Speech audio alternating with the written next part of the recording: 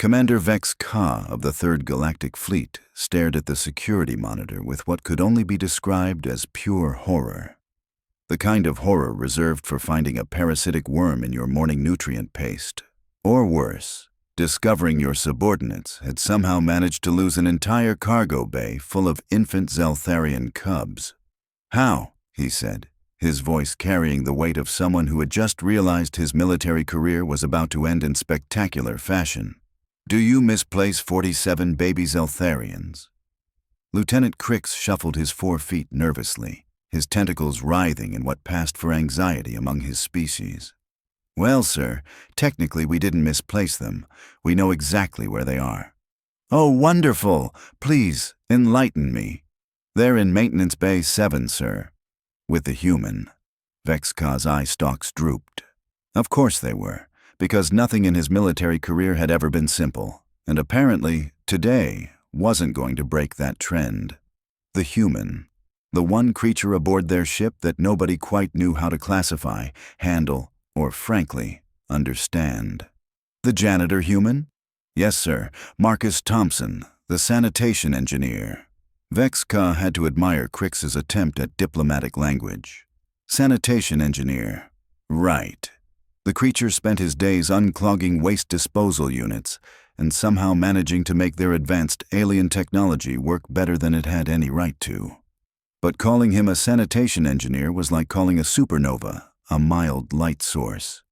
And how, exactly, did 47 infant Zeltharians end up in a maintenance bay with our resident human problem? The story, as Crix nervously explained, was both absurd and entirely predictable. The cubs had been in transit to the Zeltharian homeworld, traveling in what was supposed to be a secure, climate-controlled cargo hold. Their caretaker, a pompous Zeltharian official named High Nurturer Zil Mox, had insisted that the temperature be kept at precisely 32 degrees galactic standard, with humidity at exactly 47%, and ambient lighting that cycled through 17 different wavelengths every 12 minutes. Because apparently, Zeltharian cubs were more high maintenance than a dying star. The ship's environmental systems, however, had other plans. Specifically, they had decided to malfunction in the most inconvenient way possible, flooding the cargo bay with freezing air that would have turned the cubs into very cute popsicles. So High Nurturer Zilmox activated the emergency relocation protocol. Crix continued, his voice getting smaller with each word. And moved them where? To the nearest heated compartment, which happened to be Maintenance Bay 7, where Marcus Thompson was working. "Yes, sir." Vex-Ka rubbed his temples with 3 of his 6 hands. "Let me get this straight.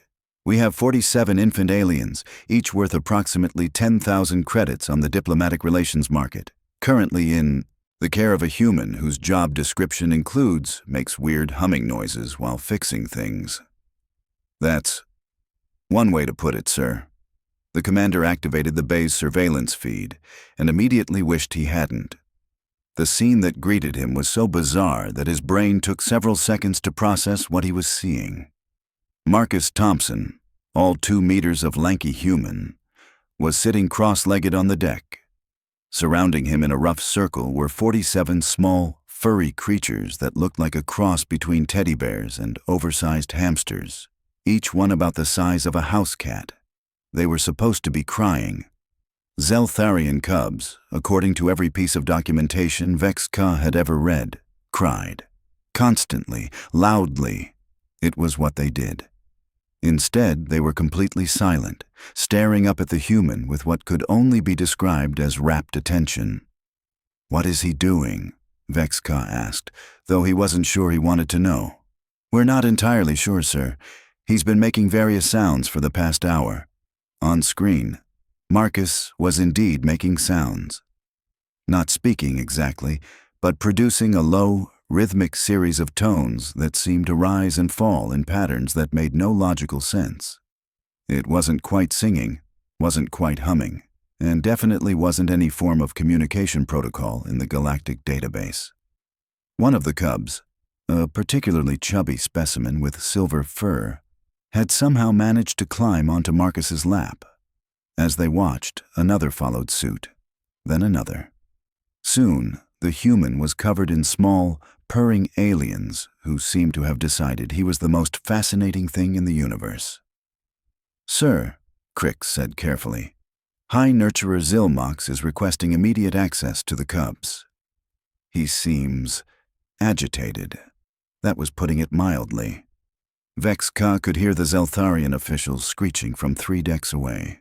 The species was known for their passionate devotion to proper child care protocols, and having their precious cubs in the care of an unknown alien was probably causing Zilmox to have what humans might call a nervous breakdown. "Tell the High Nurturer that we're monitoring the situation," Vex-Ka said, "and get me a direct comm line to the maintenance bay." The connection crackled to life, and Marcus's voice came through the speakers with that peculiar human accent that always sounded like he was finding something amusing that nobody else was in on. "Hey there, Commander. I'm guessing you're wondering why I've got a lap full of space hamsters." "Mr. Thompson," Vex-Ka said, striving for diplomatic patience, "those are Zeltharian cubs, not space hamsters. They are extremely valuable and require very specific care protocols." "Yeah, about those protocols," Marcus said, and Vex-Ka could practically hear the grin in his voice. "Turns out your fancy environmental systems don't know squat about keeping babies happy." "Excuse me. Look, Commander, I've got 6 nieces and nephews back on Earth. I know what scared, cold babies sound like, and I know what they need. These little guys were freezing, hungry, and terrified. The first thing they needed wasn't precise temperature control. It was someone to tell them everything was going to be okay." On the monitor, Vex-Ka watched Marcus gently stroke the fur of the cub in his lap. The creature made a soft trilling sound that was unlike anything in the official Zeltharian communication database. "They're not making distress calls," Vex-Ka observed. "Nope, because they're not distressed anymore. See, here's the thing about babies. Any babies. Doesn't matter if they're human or alien or apparently some kind of sentient teddy bear. They don't care about your environmental protocols or your precise humidity levels. They care about feeling safe and loved. Mr. Thompson, with all due respect, you are not trained in xenobiological childcare." "True," Marcus admitted cheerfully, "but I am trained in basic common sense, which seems to be in short supply around here." Vex-Ka was about to respond when Lieutenant Crix frantically gestured at another monitor. High Nurturer Zilmox was approaching Maintenance Bay 7, and he did not look happy. The Zeltharian official stood nearly 3 meters tall, with elaborate ceremonial robes and a crest that indicated his high status in the child care hierarchy. His movements had the jerky, aggressive quality of someone who was operating on pure outrage. "Mr. Thompson," Vex-Ka said quickly, "High Nurturer Zilmox is on his way to you. I strongly suggest you prepare to transfer custody of the cubs." "Yeah, about that," Marcus said, and his tone had shifted from amused to something much more serious. "I don't think that's a good idea right now." "What do you mean?" "I mean these babies just went through a traumatic experience. They were scared, cold, and alone. They finally calmed down and feel safe. You want to hand them over to someone who's currently broadcasting anxiety and anger like a beacon? That's not going to end well for anyone." Before Vex-Ka could respond, the bay doors slid open, and High Nurturer Zilmox swept in like a hurricane wearing robes. His voice, when he spoke, carried all the authority of someone who had never been questioned in his life. "Human, step away from the younglings immediately. You have no authority over these precious lives." The cubs, who had been contentedly purring in Marcus's vicinity, immediately reacted to the Zeltharian's loud, agitated voice. Several of them began to emit high-pitched whining sounds, and the one in Marcus's lap buried its face against his chest. "Yeah," Marcus said conversationally, not moving an inch. "This is exactly what I was talking about." "You will surrender the cubs this instant," Zilmox commanded, advancing toward the group. "I am their appointed guardian. I have 17 years of training in proper Zeltharian developmental care, and I've got 2 hours of experience keeping them from crying." Marcus replied calmly, "Guess which one they prefer." The standoff might have continued indefinitely, But that's when the first cub decided to take matters into its own tiny paws. The silver-furred one that had claimed Marcus's lap looked up at the advancing Zeltharian official and did something that made everyone in the bay freeze. It hissed. Not the soft, contented trilling sound they'd been making, but a sharp, unmistakably hostile hiss that made its feelings perfectly clear. High Nurturer Zilmox stopped in his tracks, his crest flattening in shock. That is impossible. Cubs do not show territorial behavior until they reach their 3rd month of development. Maybe your cubs don't, Marcus said, gently scratching behind the silver cub's ears. But these ones seem to have opinions. As if to prove his point, several other cubs moved closer to Marcus, creating what could only be described as a protective circle around their chosen human. Their body language was unmistakable. They had picked their side, and it wasn't the official caretaker. "This is unprecedented," Zilmox sputtered. "Cubs bond with Zeltharians, not whatever you are."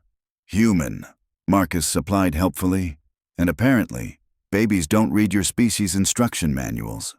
Vex-Ka, watching the entire scene unfold on his monitors, found himself caught between admiration and horror. On one hand, the human had clearly managed to accomplish something that should have been impossible, calming 47 distressed alien infants without any training or equipment. On the other hand, they now had a diplomatic incident brewing that could potentially damage relations with an important ally. "Commander," came another voice over the comm, this one belonging to Dr. Yala, the ship's xenobiologist. "You need to see something." "Not now, Doctor. We have a situation."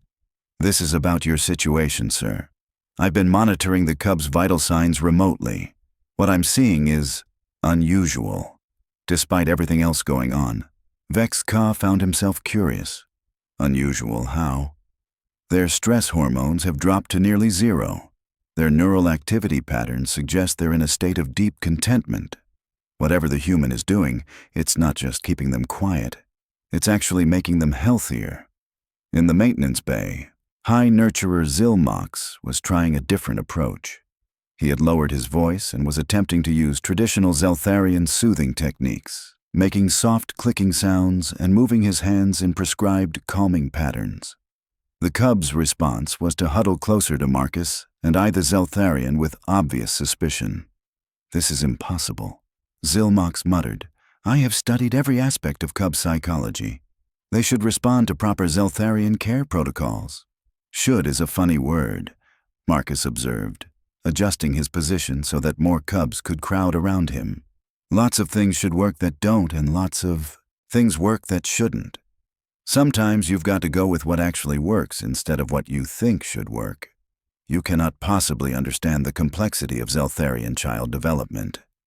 "You're right, I can't. But I understand babies. And these babies have decided I'm their temporary dad, whether that makes sense or not."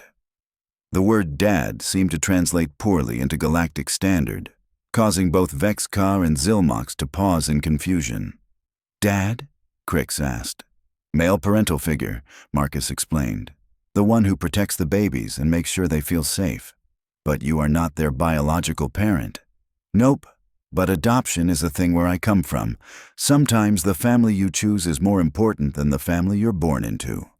That statement hung in the air for a moment, during which the cubs seemed to sense the tension and pressed even closer to their chosen protector.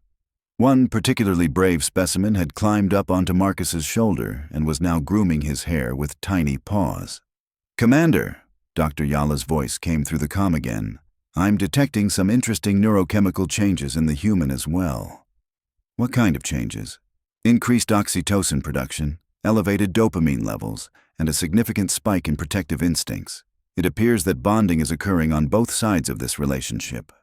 Vex-Ka stared at the monitor, watching as Marcus absently petted the cub on his shoulder while maintaining his calm standoff with the increasingly frustrated High Nurturer. The human showed no signs of stress or concern, despite being surrounded by potentially dangerous alien creatures and facing off against an official who outranked him by several pay grades. "Mr. Thompson," Vex-Ka said carefully, "what exactly is your plan here?" You cannot keep 47 alien cubs indefinitely. Don't plan to, Marcus replied. But I'm not handing them over to someone who's going to stress them out again. These little guys have been through enough for one day. I am their designated caretaker, Zilmox protested.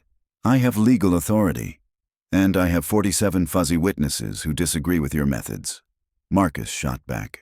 Look, High Nurturer, I'm sure you know everything there is to know about textbook cub care. But sometimes textbooks don't account for real-world situations. These babies were scared and traumatized. They needed comfort, not protocols. Comfort is not sufficient. They require proper nutrition, temperature regulation, developmental stimulation. They require whatever keeps them healthy and happy, Marcus interrupted. And right now, that happens to be me. The standoff continued for another few minutes, with High Nurturer Zilmox growing increasingly agitated and the cubs growing increasingly protective of their chosen human. Finally, one of the smallest cubs, apparently deciding that the tension in the room was entirely too high, did something that changed everything. It fell asleep. Not just dozed off, but fell into the deep, complete sleep that only truly content babies can achieve. Within minutes, its peaceful snores seemed to be contagious, and other cubs began settling down for naps, using Marcus as a combination pillow, blanket, and security system. Well, Marcus said softly, careful not to disturb his sleeping charges, I guess that settles that. High Nurturer Zilmox stared at the peaceful scene with an expression of complete bewilderment. In 17 years of professional child care, he had never seen cubs settle so completely or trust so immediately. This should not be possible, he whispered. Yeah, well, Marcus replied with a quiet chuckle. Humans specialize in impossible. As the cubs continued to settle into sleep around their chosen protector, Vex-Ka found himself facing a decision that would either save his career or end it in the most spectacular fashion possible. He could order the human to surrender the cubs and deal with the inevitable chaos, or he could trust that sometimes the universe knew what it was doing, even when it made no logical sense. The soft sound of contented purring from 47 sleeping alien babies made the decision for him. High Nurturer Zilmox, he said over the comm, I suggest you observe and learn. It appears we all have something to discover about the nature of care. And as the first part of this unprecedented situation came to a close, Marcus Thompson, human janitor and accidental alien dad, settled in for what was probably going to be the most unusual night shift of his career. 3 hours later, Commander Vex-Ka was seriously considering early retirement. Not because of the military bureaucracy, the endless paperwork, or even the constant threat of space pirates. No, he was considering retirement because watching security footage of a human teaching alien cubs how to play peekaboo was apparently causing him to question every assumption he'd ever made about interspecies relations. Sir, Lieutenant Crix said, his voice carrying the tone of someone who had given up trying to understand the universe, the cubs are learning. Learning what exactly? Human games, sir. Watch this. On the main screen, Marcus had arranged several small maintenance tools in a line. He was showing the cubs how to stack them, knock them over, and stack them again. The cubs, who according to all available data shouldn't have had the motor skills for such activities for another 2 months, were enthusiastically participating. This violates at least 6 principles of Zeltharian developmental psychology, Dr. Yala observed from her position at the science station. Cubs of this age should not be capable of complex play behavior. Maybe, Vex-Ka said slowly, Zeltharian developmental psychology is missing something. High Nurturer Zilmox, who had been watching the proceedings with growing agitation, finally exploded. This is madness. The human is accelerating their development beyond safe parameters. They could be damaged. They look pretty happy to me. Marcus's voice came through the comm, along with the sound of delighted cub chittering. Besides, who says learning has to follow a schedule? These little guys are smart. Maybe they've just been bored out of their minds following your protocols. It was at that moment that the silver-furred cub, the one who had claimed Marcus as its personal human, did something that made everyone on the bridge freeze in astonishment. It spoke, not in the basic grunts and squeaks that cubs were supposed to make, but in actual, recognizable words. Granted, they were human words, and the pronunciation was terrible, but the intent was unmistakable.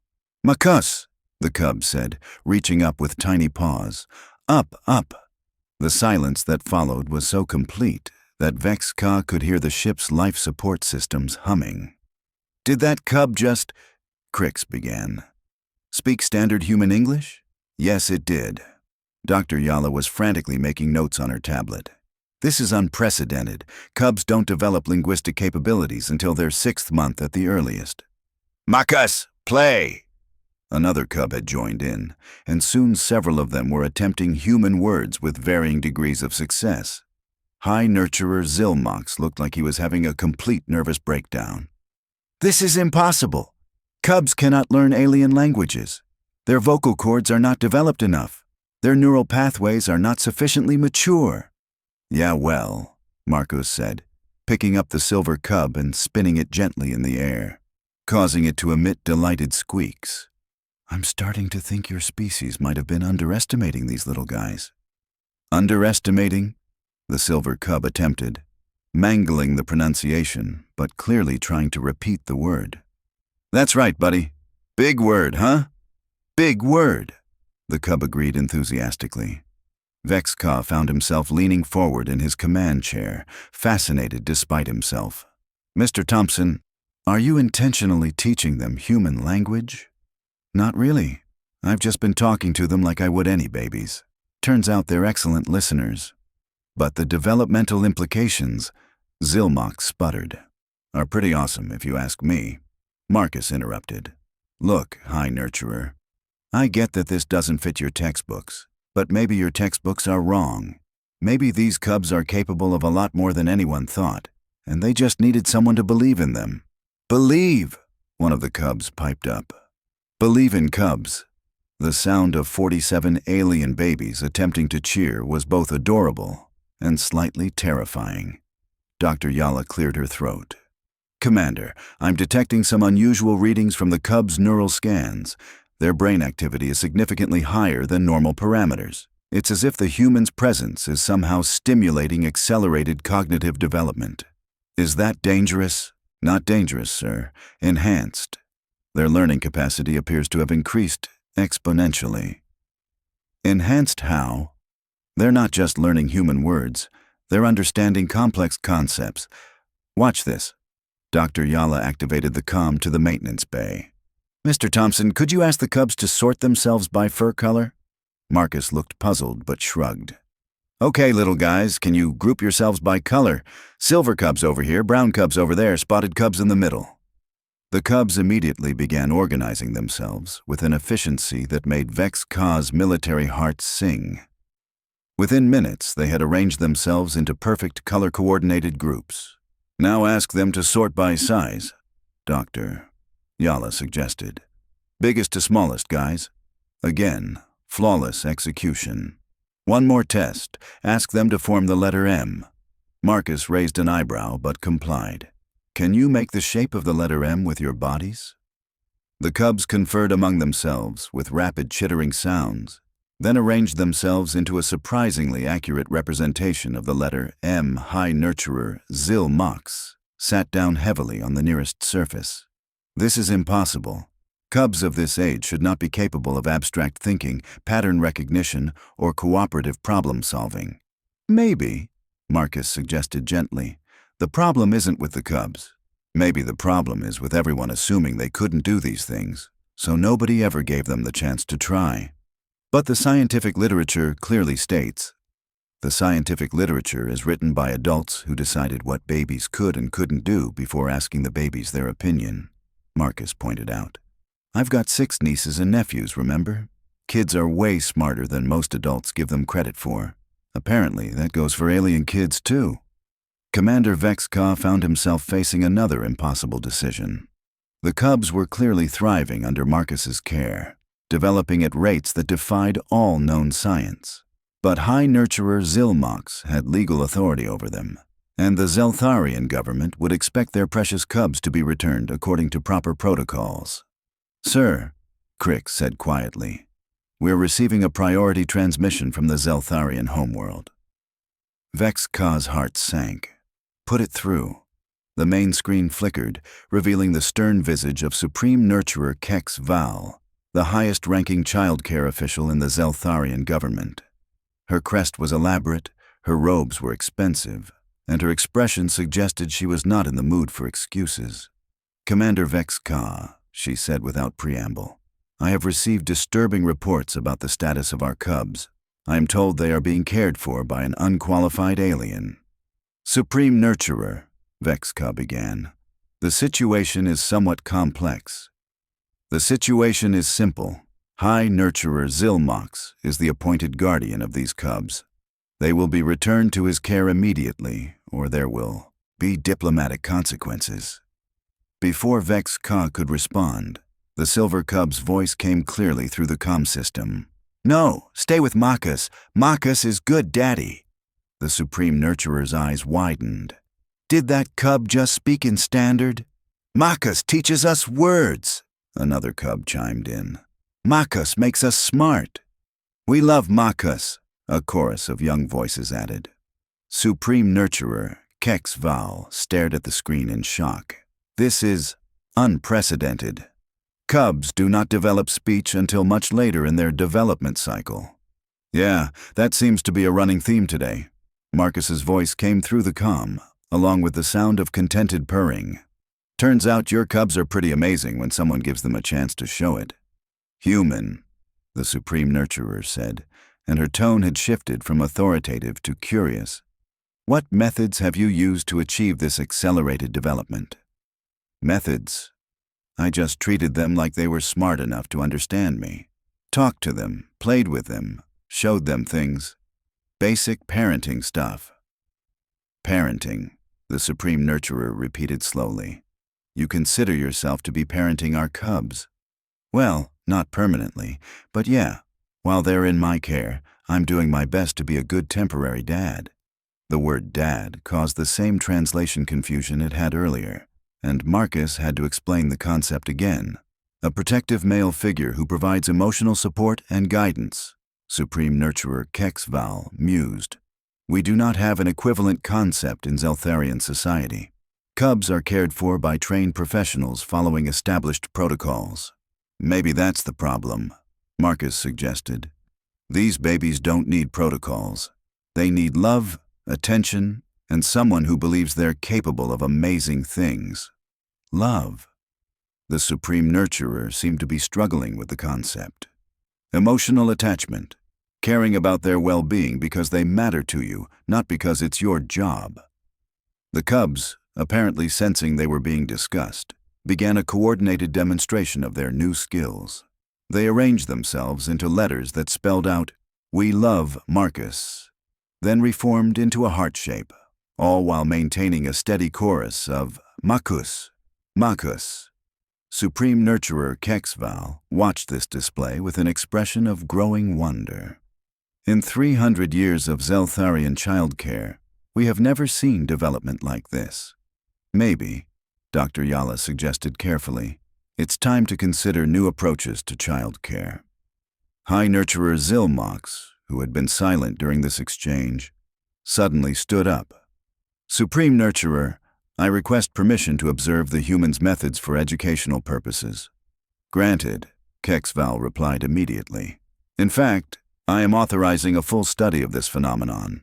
If the humans' techniques can enhance cub development, we must understand how." Marcus, meanwhile, was dealing with 47 cubs who had decided that spelling words with their bodies was the best game ever invented. "Okay, guys, can you spell smart?" The cubs eagerly complied, chattering excitedly as they formed the letters. "Now spell awesome!" More enthusiastic letter formation. "How about Commander Vex-Ka is the best?" Vex-Ka nearly choked. "Mr. Thompson, that is not necessary. Come on, Commander, let them have their fun. Besides, sucking up to the boss is an important life skill." The cubs managed a credible attempt at the longer phrase, though they got confused around the hyphen. "This is remarkable," Supreme Nurturer HFY said. "Human Marcus Thompson, I would like to formally request that you serve as a consultant on Zeltharian childcare reform." Marcus said, clearly not expecting that particular career opportunity. "I'm flattered, but I'm not really qualified to reform anyone's childcare system. I just know how to keep babies happy." "That," the Supreme Nurturer said firmly, "appears to be exactly what we need." And so it was that Marcus Thompson, human janitor and accidental revolutionary, found himself at the center of the greatest advancement in Zeltharian childcare in centuries. The cubs, who had started the day as crying, frightened babies, were now confident, articulate young beings who could spell, solve problems, and express their emotions with a clarity that amazed their own species. High Nurturer Zilmox, swallowing his pride, began taking detailed notes on Marcus's methods. Supreme Nurturer HFY authorized a complete overhaul of Zeltharian childcare protocols, and Commander Vex-Ka decided that maybe the universe's tendency toward impossible situations wasn't always a bad thing. As the ship continued its journey toward the Zeltharian homeworld, Marcus settled in with his temporary family, teaching them new words, new games, and new ways to see their own potential. The cubs, secure in the knowledge that their chosen human would protect and nurture them, thrived in ways that rewrote every textbook on their species. "Marcus," the silver cub said as the day cycle wound down. "Tell story?" "What kind of story do you want to hear, buddy?" "Story about cubs who learned they were braver and smarter than anyone thought."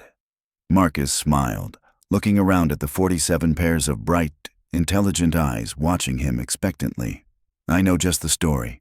Once upon a time, there were some very special cubs who taught a whole galaxy that being different isn't wrong. It's just undiscovered potential."